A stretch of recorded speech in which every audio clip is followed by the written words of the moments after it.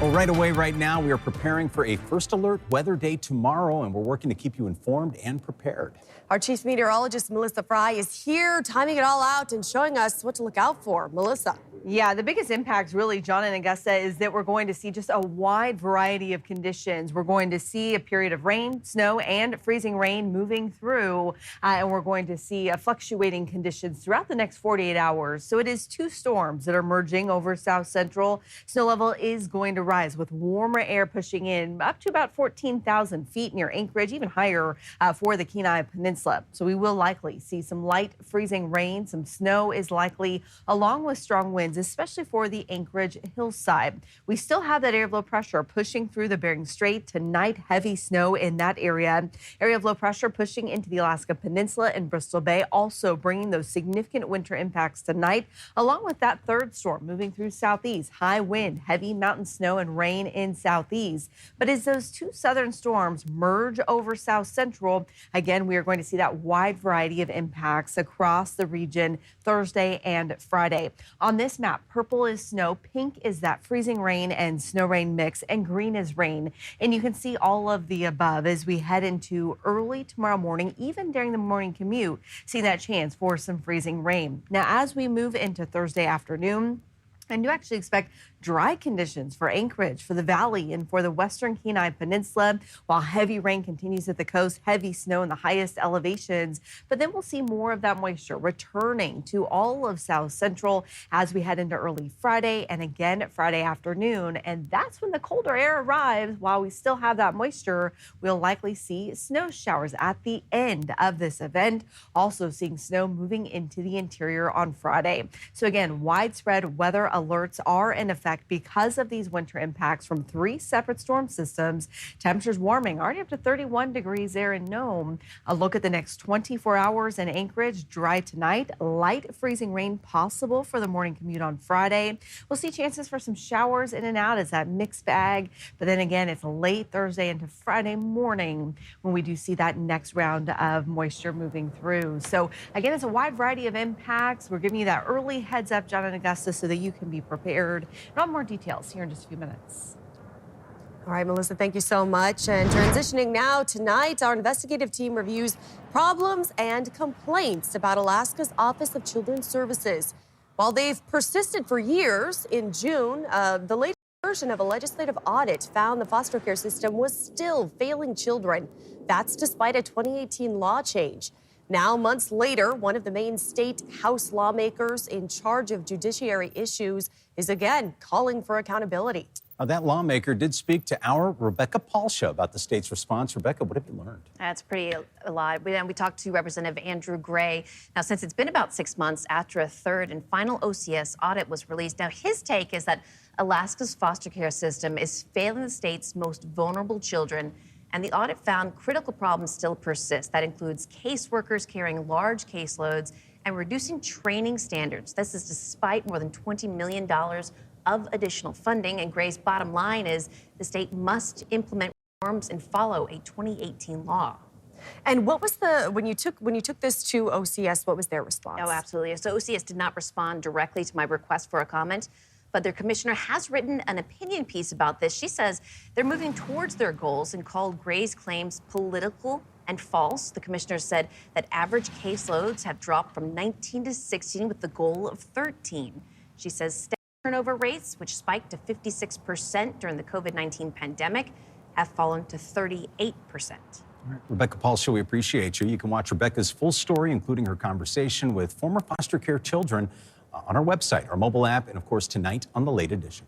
Rebecca, thank you. And if you have a tip for the team, email to investigates@ktuu.com.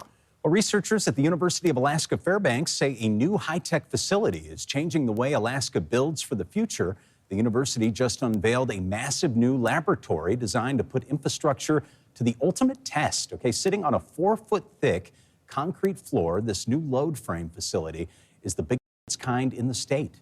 The project costs about $1 million, most of which is going to be funded by a UAF alumni. Engineers say they can now test everything from bridge girders to new types of concrete made from local silt. The director says moving from small models to full-size testing is critical for surviving Alaska's environment. Testing at a small scale is one thing, but to be able to test it at full scale gives us the ability and the confidence to know that what we're creating is going to work in the field, and not only in the field, but in the Arctic. Right now, the lab operates at room temperature, we're told, but the long-term goal is to install a cold chamber that can drop to 53 degrees below 0 Celsius, and that would allow engineers to build and crush structures in conditions that mimic Alaska's harshest winter days. Also up in Fairbanks, as the winter holidays approach, a soup kitchen is preparing to serve special meals on Thanksgiving and Christmas. Stone Soup Cafe, they're operating around its maximum capacity, they say, with 2025 recently surpassing 2024's total meals served. And we still have a month and a half to go in the calendar year. The cafe traditionally offers a Thanksgiving breakfast meal instead of the normal dinner-style offerings. Christmas expected to involve prime rib and local potatoes. The kitchen says it sometimes sees more volunteers than it has room to keep people busy, but they find other ways to help out. We also try, for as busy as we've been, to slow down a little bit and spend more time with people. Sit down, have coffee, don't be so rushed around, because every single human being is a person with a story and a person with needs, and they deserve to be seen in that wholeness of themselves. This is Stone Soup Cafe. They're open every morning, Monday through Friday, including all holidays. They're currently in need of snacks for their the bagged lunches that they hand out, and they're always looking for socks to keep their clients warm in the cold months. A team of veteran volunteers were out in western Alaska this month, helping restore those homes left destroyed by the former Typhoon Halong. Yeah, and this week's Inside the Gates, Georgina Fernandez tells us that the call to serve is prevalent, even in retirement. Out west, it's all hands on deck for these volunteers. It makes you feel pretty amazing. Working on trying to beat the clock to get homes back up in Tuntatulik after former Typhoon Halong destroyed dozens of homes.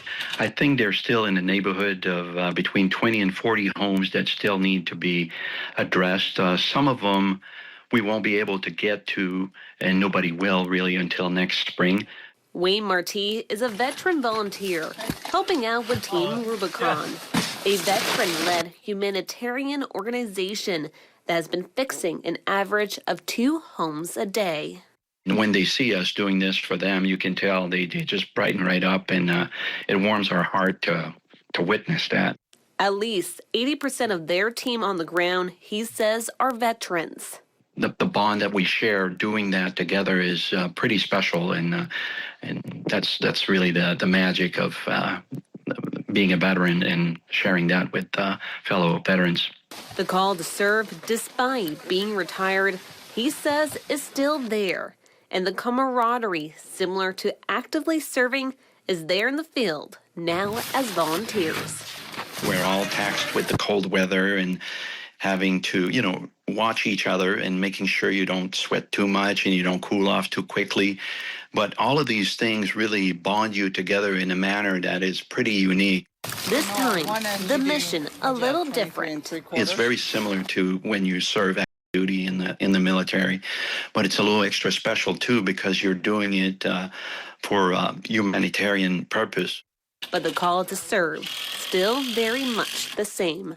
Inside the Gates, Georgina Fernandez, Alaska's news source. Thanks for listening. Click subscribe so you can get the latest podcast from Alaska's news source automatically.